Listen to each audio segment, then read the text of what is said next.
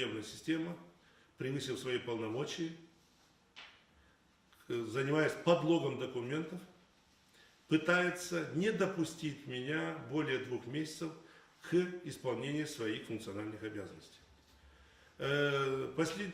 Последний раз мне дали понять, что после 30 числа, когда закончатся выборы,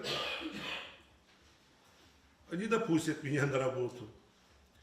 А я задаюсь вопросом, неужели мы так систему скоррумпировали с властью и некоторыми не совсем формальными людьми, что они отвечают извне, когда проводить судебное заседание, какие решения принимать.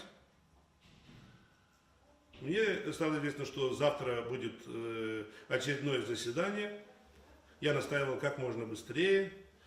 Завтра назначенное заседание не будет. Судья срочно заболел. Это говорит о том, что все эти проверки прокуратуры, все решения, дипломов моих, все, проверки и так далее, не дали никакого результата. То есть повлиять на решение наблюдательного совета невозможно, значит принцип действует только один простой – тянуть время. Для чего? Я думаю, что вам всем понятно. Почему-то лидирует одна партия в эфире ГРТ, лидирует постоянно. Его представители под разными предлогами появляются и в новостях, и в передачах, везде и так далее. Я так думаю, что не только эта партия финансирует ГРТ, а его финансирует бюджет Гагаузии.